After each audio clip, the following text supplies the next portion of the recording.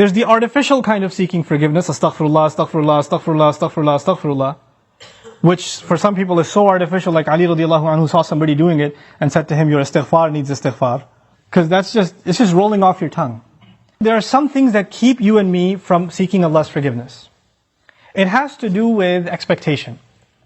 Some people deep in their mind have internalized that I have done way too much messed up stuff. Allah probably doesn't like me very much. Some people even go as far as to say, I've heard them say, Allah hates me.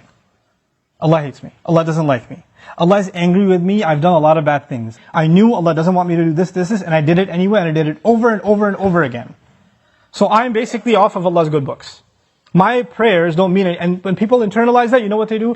I'm a bad person. Could you make dua for me? Because I'm disqualified already. So you need to make dua for me. Because I'm hoping at least Allah will listen to you. Maybe I have a chance. Because there's no way He's going to listen to me. You seem to have a much better connection with Allah than I do. Let me take you back, short reminder. Who was the offer made to by Nuh alayhi salam? Nuh alayhi salam was making this offer to one of the most rebellious nations on earth. Continuously rebellious. And he said, if you can just come ask forgiveness, not only will Allah give you forgiveness, He'll open up the world for you.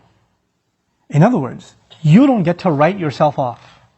You don't get to say about yourself, I'm too far gone. Seeking forgiveness is not for you, maybe for somebody else, but I'm a lost case. I'm a terminal case. I'm beyond hope. I'm already done for.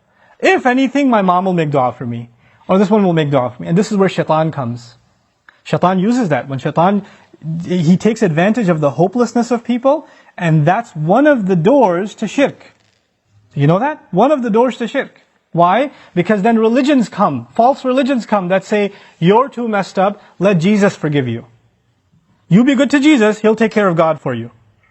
He'll be in between. Or they'll place somebody else in between. This saint, go to his grave. Go ask him, be good to him, put some chocolate in front of his grave, and he'll ask Allah to take care of your problems. Because you're too messed up.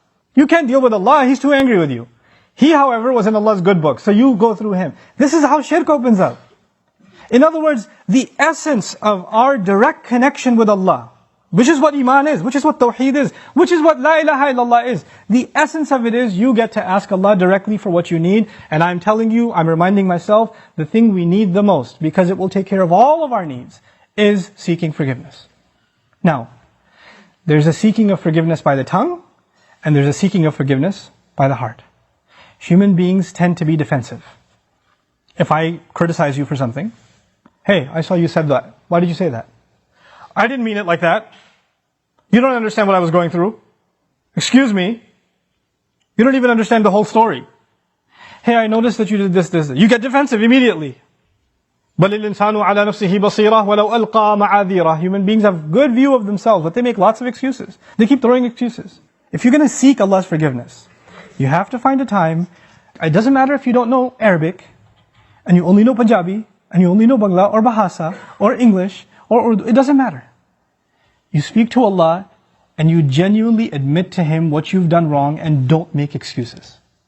It's really hard to do that. Because even when you stand in the mirror, you lie to yourself. You tell yourself, I'm not that bad. I have reasons for what I did.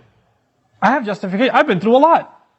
But when you're going to come in front of Allah, you have to forget about justifying. Because all of your justifications, He knows them already.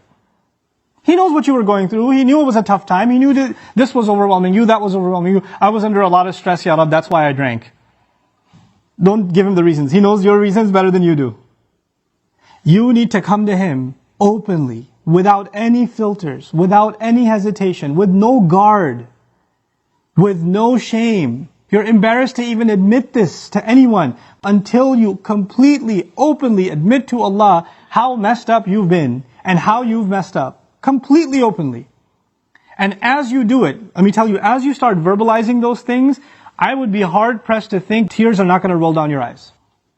It's impossible for a human being to open up so vulnerable before Allah, before anyone, and especially Allah, to open up so much and then not believe, not have tears roll down their eyes. Because it's a moment of weakness. To the world, you have to show yourself as strong and confident and you're just fine. Everybody sees you and thinks everything's okay. But the only one who gets to know nothing is okay, there's a lot of problems, is Allah. You have to open up to Him completely, and then you're going to be in a position to ask for forgiveness. Then you get to beg in sajda. Then it turns into something else. Then it's not just astaghfirullah, astaghfirullah, astaghfirullah. It's a real conversation with Allah. It's a real confession with Allah Azza wa Jal. That's a powerful, powerful thing. Try it for yourself. You have to find time alone to yourself. You have to make sure nobody else is listening. You can't even do it in the middle of the night. You get up from the bed, the wife is still in bed, you sit on the side of the bed, Ya Allah, forgive me, and she's listening. You can't do that. Be in the car by yourself. Doesn't matter. Be somewhere alone. This is just your time with Allah. Your alone time with Allah. And verbalize it. Hear yourself say it. There's one thing to just whisper it. And if you're just going to memorize a bunch of du'as in Arabic and you don't even know what they mean, and just recite them, if you're going to keep doing that, and those du'as are beautiful, they're powerful, but if your heart isn't speaking them, your tongue is speaking them, then you're not seeking istighfar yet. May Allah reward you for the dhikr that you're doing, for every harf that you're reciting, but that's not istighfar. Istighfar is something else. And when these tears come down, when this starts opening up, then the sky opens up.